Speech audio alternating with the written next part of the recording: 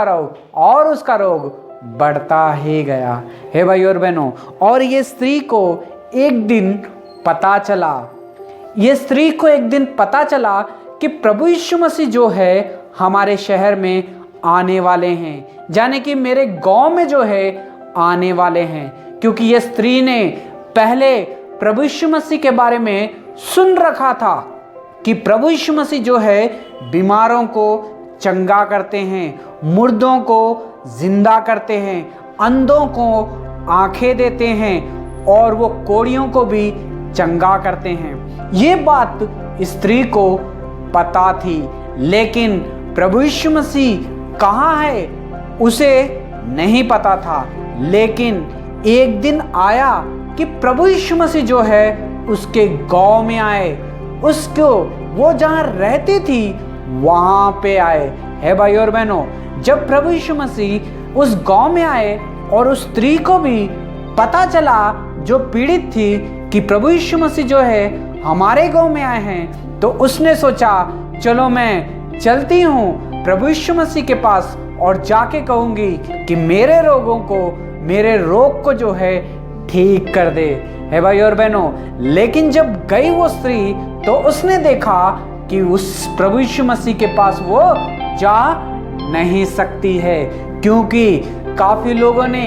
देखा कि प्रभु यीशु मसीह उनके गांव में जब आए तो काफी लोग बीमार जो थे, सारे के सारे जो लोग थे वो प्रभु यीशु मसीह के ऊपर गिरते गिरते गए, क्योंकि प्रभु यीशु मसीह के पास जाने के लिए रास्ता अब नहीं रह गया था, क्योंकि भीड़ जो थी इकट्ठी हो गई थी और हर किसी को प्रभु यीशु मसीह उस वक्त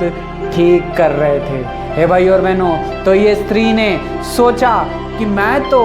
बीमार हूँ, 12 साल से पीड़ित हूँ और अब ये प्रभु यीशु मसीह हमारे गांव में, हमारे ही शहर में आए हैं, मेरे कुछ ही दूरी में प्रभु यीशु मसीह है, अगर मैं प्रभु यीशु मसीह के पास जाऊंगी तो प्रभु यीशु मसीह मुझे ठीक कर सकते हैं। लेकिन अब क्या होगा, मैं 12 साल से पीड़ित हूँ, मैं चल नहीं सकती हूँ, मैं कुछ करने की मेरे पास शक्ति नहीं है, मैं इन भीड़ को कैसा हटाऊंगी, ये भीड़ तो एक के ऊपर एक गिरते ही जा रही है, इनका मैं सामना कैसे करूंगी। ये भीड़ बहुत ही ताकतवर है, लेकिन मेरे पास उतना बल और शक्ति नहीं है, अब मैं क्या करूं। हे भाई और बहनों, उस स्त्री ने कैसा भी करके उसने सोचा मैं प्रभु यीशु मसीह मुझ पे हाथ रखे या ना रखे, लेकिन मैं विश्वास करती हूँ कि जाके उसके आंचल को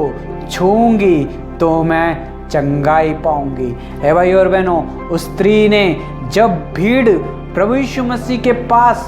जब आ गई थी, कोई भी प्रभु यीशु मसीह के पास आना मुश्किल था, बल्कि ये भीड़ में वो स्त्री को प्रभु यीशु मसीह के पास जाना और भी मुश्किल था। लेकिन स्त्री ने हिम्मत दिखाई और उसने गई और प्रभु यीशु मसीह का